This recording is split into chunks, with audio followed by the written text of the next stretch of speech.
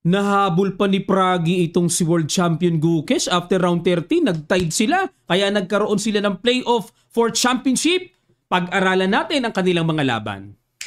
Game 1, white dito si World Champion. Nag-knight F3, D5 si Prag, C4, E6, G3. Ayan, approaching Catalan.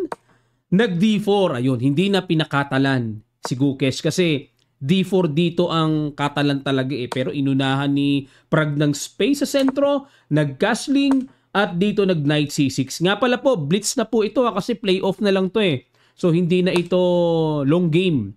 Nag-D3, Bishop C5 at nag-A3 para mag-B4 at nag-A5 kailangan pigilan talaga yan. Nag-Bishop G5 labas kagad at yan ang novelty kagad dito ni World Champ dahil ang common lines dito ay E3, B3, Knight B D2, Queen C2, pero itong Bishop G5 bagong luto. Nag-H6, kinapture ang Knight, at nag-Knight B D2 para ilalagay po sa E4, dodobolin, umilag ang Reyna at nag-Knight E4, A4, ayun, kinuha kagad ang space at kinapture ang Bishop. So wala nang Bishop pair dito si Prag, pantay na ang minor pieces. At nag-Knight D2, mukhang iikot, pupunta uli sa E4, nag-castling na syempre at nag-Queen C2. Ayan, simpleng angat pero yan po ay makahulugan sa development. So pag nakikita yung tore na ganyan sa ilalim, magandang senyalis po ng developments yan. Nag-E5, syempre para pakawala naman ang Bishop.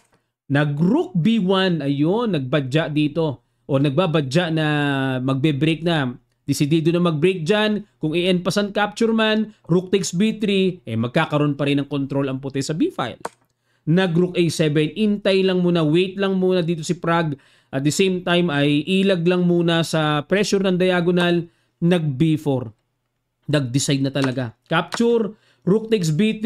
Ayan, nagkaroon nga lang ng weak pero kung hindi gagawin yan ni Gukesh, wala siyang break na nakikita para magkaroon ng atake.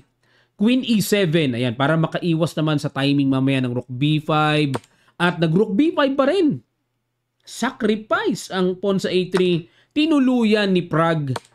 At nag-Rook E1, ayun, inatras din pala ni Gukesh. Kasi kung kakapturein ito, capture, ang nakikita ko dito, capturein yan, takes, and then Rook takes E5, may Bishop H3 nga lang.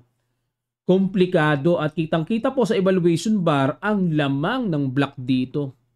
Ayan, natanaw siguro ni Gukesh siya na alanganin siya. Ito pa yung paparating, may Rook B, papasok pa yan. Kaya delikado ang puti. Kaya dito po ang ginawa ay nag-Rook E1 muna. At siguro nagbabadya din na mag-E3, be-break. Rook A7, yun nga lang, maliwanag. Lamang isang pawn dito, black. Queen B2, Rook D8, H4. Ayan. So, ito pong Queen B2 nga pala ay pamigil sa development ng light square bishop. Di makaalis kasi nakabitin yung pawn. Knight B8. Pwede na bang capturing yun? Pinabalik na. May C6 ba? Uy, may trap. May trap. Napa E3 lang dito. Pero alamin na rin natin, pag kinapture po, ito nakikita ko dito. May C6.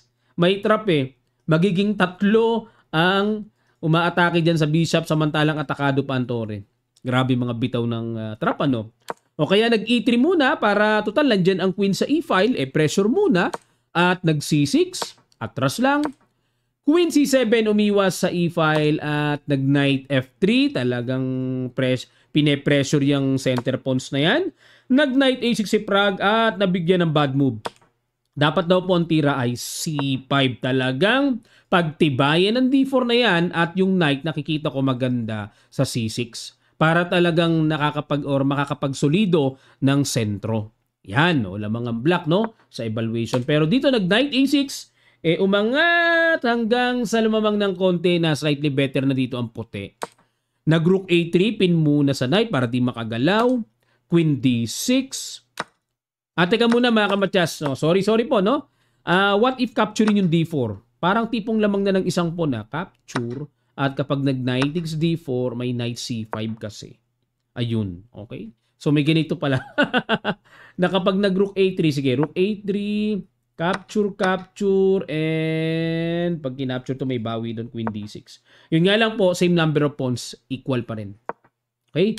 So, dito nag-rook A3, si Gukesh, Queen D6, capture, nag-Queen B6, ayan, threat yung Tore, at dito po mga kamatyas, pakiguess nyo ang pinakawalang brilliant move ni World Champ, kakaiba pero ang tindi. Sa ilang sandali lang, tutuloy agad natin. Start!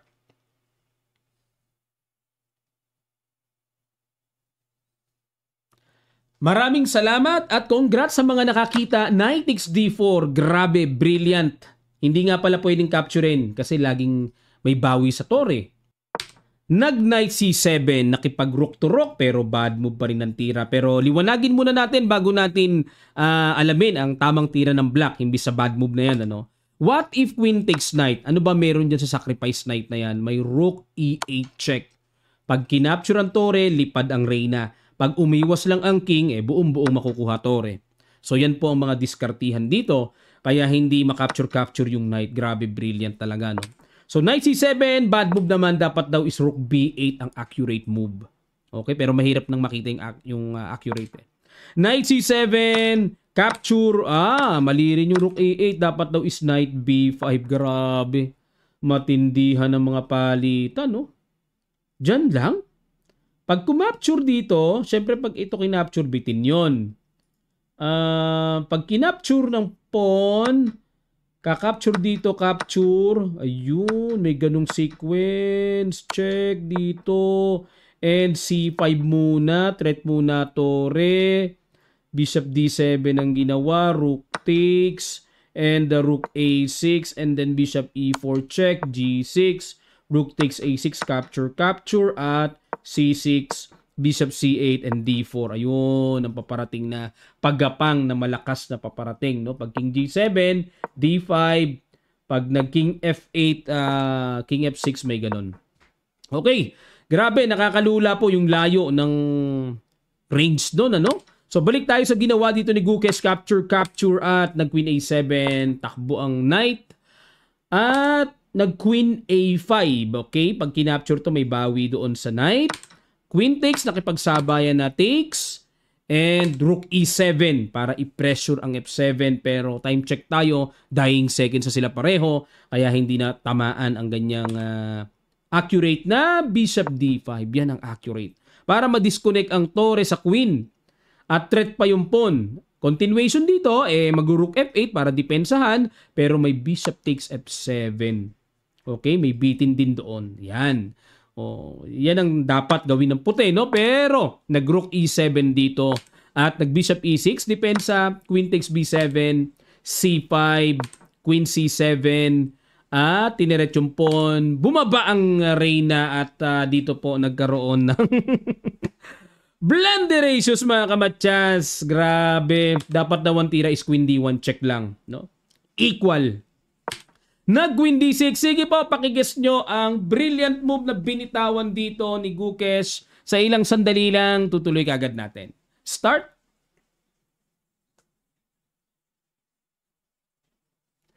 Maraming salamat mga kamatyas. Rook e8. Best move. Hindi pwedeng capturing ng ano yan, di ba? Queenless. Obligado alis ang king. Kaso, buo namang nakuha ang Tore. Na blunderacious bigla dito si Pragnananda, oh. Check! Madali na po ang lahat. Okay? Islog-islog na lang yan. Dito po nag-resign si Pragnananda. Game number 2 tayo. Tabla na lang kailangan ni Gukesh. Champion na siya. Nag-d4 si Prag, knight f6 si Gukesh. Bishop g5. Aba, tinirahan ng tinatawag na Trompovsky attack. Okay, at nag-bishop g7. Knight bd2, castling, h3 para walang bishop g4 mamaya, c5, ayan, para mag-apply naman kaagad ng pressure sa d4, gambit talaga yan kahit walang suporta, parang reverse lang yan sa white gambit. c3, parang naka-itsurang London, b6, suporta na at para i-develop pa ang bishop. Nag-bishop d3, knight c6, ayun, dito po novelty. Mostly ang tira dito ay bishop a6. Ine-exchange kagad sa bishop. Pero iba itong timpla na ginawa ni World Champ Castling. Nag-h6, bishop f4, and knight d7. Ang purpose po niyan ay para salubungin ang bishop at ang knight break sa center. At nag-bishop G3, bishop B7, bishop E2, E5. Ayan na nga po. At kumapture na, takes, nag-A4 para timing mamaya to play A5. At nag-knight D7, bumalik. Bakit bumalik? Ako nalalaro ko rin sa black to pero ginagawa ko queen E7.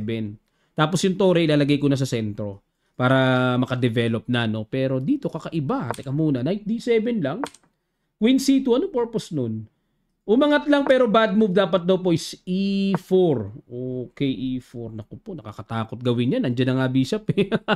Sa human nerve medyo parang ang hirap nun. Queen C2, ayan, pang human talaga, no? Kasi syempre para mag-meet yung mga tore, developments, rook E8, rook E1 kasi may D4. Ayun, mapipressure yung bishop kaya nag-rook FE1 at nag-rook C8 dahil nandiyan ang reyna, nagbabadya pa rin na magdi-D4 dito. Ang black, nag-rook AD1, queen E7 at nag-queen B1, knight F8 mga kamatsas. Blunderatious din ang ginawa ni world champ. Dapat daw ang tira ay knight F6. Bakit naman blunderatious? Meron na ba kagad? Ano meron? Nag-bishop F1. Na-miss dito ang kahapon pa na pinapatirang E4 mga kamatsas. Grabe, pag kinapture ito, bishop D3 lang kasi babawiin. Kapag nag-F5, knight takes E4. Yan ang mga binibiling.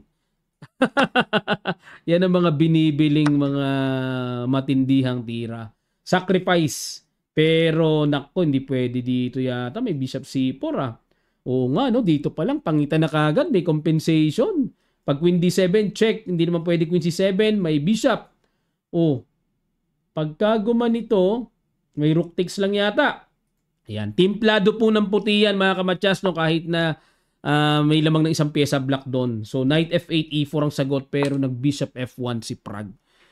Di niya napansin yung E4. Knight E6, E4, D4, queen C2. Another bad move by Prague. Dapat daw ang tira is E5 para ma-block yung strong diagonal bishop. Nag-queen C2, knight G5, knight H2, umiwas at nag-rook CD8. Grabe, ang ganda ng forma dito ni pero ang evaluation bar ay pumapabor naman kay Prague. E5. Pag kinapture may F4 Okay. Queen C7, another bad move by Gukesh. Dapat daw ang tira is knight E6. Balik na, black na kagad. Okay? At Queen C7, knight G4 para may knight F6 check. Okay? Pero dapat daw po is H4. Paalisin ang knight pag umatras, saka pa lang mag-knight G4. Yan ang accurate. Pero, nag-knight G4 kagad, king H8. Wala na. Di na magkatamaan. Di na nila makita yung mga accurate moves. Knight takes E5 naman daw na.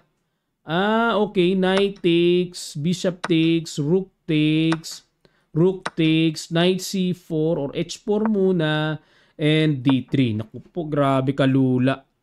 Nakakalula ang mga bitawan. Pag kinapture, may queen C6 lihes, threatening matchas, etc. etc. Okay? Pero malayo at malawak. Balik tayo sa ginawang king H8. Nag-prophylactic move lang. Knight C4. Ayun na. Pupunta na sa D6. Knight E6. Pasok.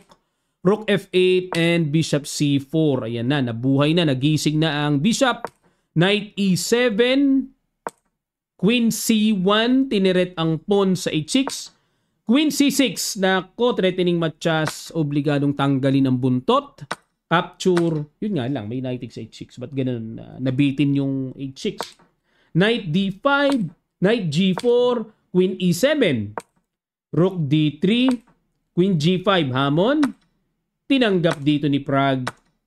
Kinapture, ayun, bagsak. Knight B4, Rook D2, capture, and Rook D1, Knight C6, and Bishop B5. Ayun, paalisin ang dumidepensa. Knight E7, Bishop H4. Naku po, tusok na tusok ang dalawang yokabab.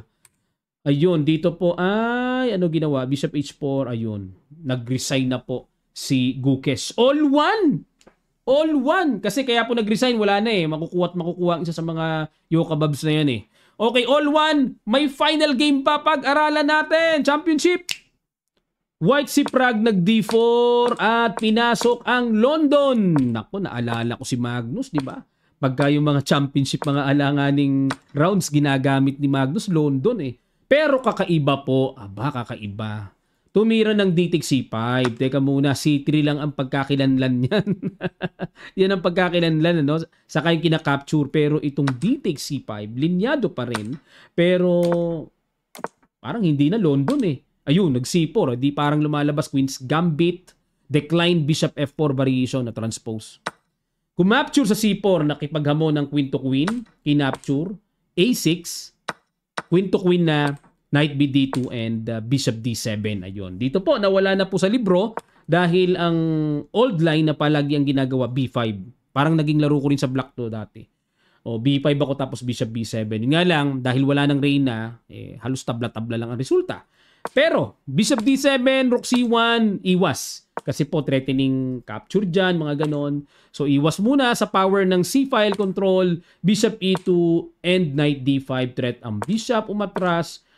Nakipaghamon ng Bishop to Bishop, capture, so may tempo threat, A3 lang, and Knight C6 time na para gisingin ang Knight na natutulog, Rook D1, and Rook C8, King F1, syempre, sino nagsabi noon? King must be active pagdating sa endgame. Steinitz po ba ang nagsabi noon? Knight B6, Knight E4, Knight C4, ayan, para atakihin ang B2, nakipag-exchange na, and sinuportahan ang B2. At dito po mga kamatsas, may X, dapat daw ang tira is A4. Okay, di pwedeng capturein, bitin ng Knight. Paano kung capturein ito? May capture dito sa B5. May threat pa. Ganda nung A4, no? Na-miss yun ni Prague. At ang ginawa niya is Rook C2, simple support. At nag-Rook D1 check, King E2, Rook B1. Naku, bagsak. Knight C3 double at capture, may bawi pa rin. Di talaga nagpapahuli din si Prague. Knight C4, threat ang pawn at naging D3, capture. So kitang-kita po, lamang ng isang pawn dito, maliwanag si Gukesh. King C4, Knight to A7 with the idea to play B5 check para maihatid yung pawn. Pero inistorbo kagad. Knight to C8 at nagking B5. Ayan, kumbaga lamang ng isang pawn dito si Gukesh. Pero look at the super active king naman ni Prague. At nag-F6 para ma-secure yung mga talon-talon na po pwedeng pumasok. Pero binigyan po ng bad move. Dapat daw ang tira is Bishop D6. Mauubligang capture dyan. Pag nag-King B6, ayun, puntahan na kagad yung F2. Pabayaan na ang B7. Pag napingas yon, panibago na namang usapan na one pawn up pa rin naman.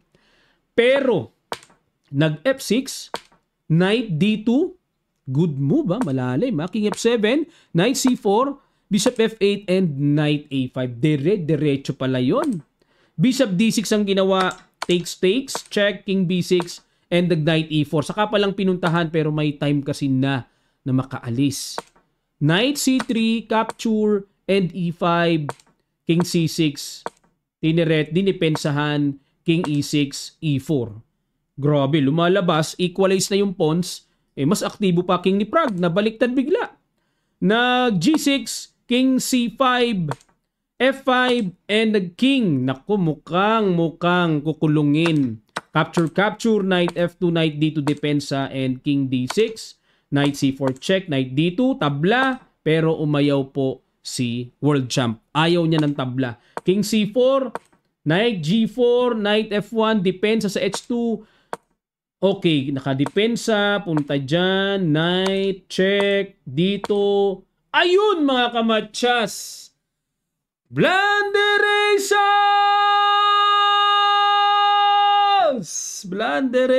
Napasigaw na po tayo. Sayang! Dapat daw ang tira ay H5 lamang. Halos equal pa rin. Para walang Knight G4 check. O Knight C4 naman, may capture naman eh. Tabla-tabla lang. Pero ang ginawa ay nag-Knight D3. Ayun mga kamatsas. Sinimplihan na lang Knight G4 check. Bitaw sa pawn. Nadali pa ng malaon. Bumigay pa. Teka muna. Capture. Ano purpose para... Naku. Ang purpose dito ni Gukesh, malapitan niya yung pawn eh. Okay. Ayun, na-fix na. Todas. Wala na po. Dito ay nag-resign kasi pag King G3, capture lang po, may capture doon. nag-champion pa si Prag na upset niya ang kanyang kababayang world champion. Congratulations po kay Pragnananda. Ano po ang masasabi nyo? Lapag nyo lang sa comment section below. Kita-kits po sa mga susunod pang chess updates.